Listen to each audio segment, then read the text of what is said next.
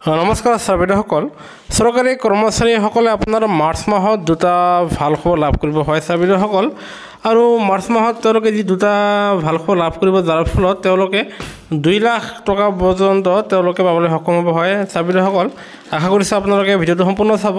আনহাতে যিসকল ছাৰৰ বাইদেউ প্ৰথমবাৰৰ বাবে আমাৰ চেনেলটো চাই আছে তেওঁলোকৰ প্ৰতি এটা অনুৰোধ আপোনালোকে যদি চৰকাৰী কৰ্মচাৰী বা পেঞ্চনাৰ নাইবা আপোনালোকৰ ঘৰত যদি কোনোবা চৰকাৰী কৰ্মচাৰী বা পেঞ্চনাৰ আছে তেনেহ'লে কৰ্মচাৰী আৰু পেঞ্চনাৰসকলৰ সৈতে জড়িত প্ৰতিটো হেডসকলৰ তথ্য পাবলৈ আপোনালোকে নিশ্চয় আমাৰ চেনেলটো লাইক এটা দি ছাবস্ক্ৰাইব কৰিবলৈ নাপাহৰিব ছাৰবিদেউসকল এই আমি পোৱা খবৰৰ ভিত্তিত আপোনাৰ মাৰ্চ মাহত আপোনাৰ কেন্দ্ৰীয় চৰকাৰৰ কেবিনেট বৈঠক আছে আৰু এই বৈঠকতে আপোনাৰ চৰকাৰী কৰ্মচাৰী আৰু পেঞ্চনাৰসকলে পাবলগীয়া 18 মাহৰ ডে এৰিয়াৰৰ বকেয়া টকাখিনি মোকলাই দিব পাৰে আৰু যদি সেয়া মোকলাই দিয়ে তেনেহ'লে আপোনাৰ কৰ্মচাৰী এজনে 50,000 টকাৰ পৰা 2 লাখ টকা পৰ্যন্ত তেওঁলোকে সেয়া লাভ কৰিব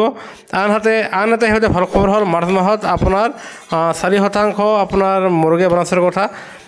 ঘোষণা কৰিব আৰু যিটো আপোনাৰ 50% হ'বগৈ আৰু যাৰ ফলত চৰকাৰী কৰ্মচাৰী আৰু পেঞ্চনাৰসকলৰ আপোনাৰ দৰমহা বৃদ্ধি পাব আৰু সেয়েহে এই দুটা ভাল খবৰ মাৰ্চ মাহত আপোনাৰ কৰ্মচাৰী পেঞ্চনাৰসকলে লাভ কৰিব বুলি বাতৰিযোগে প্ৰকাশ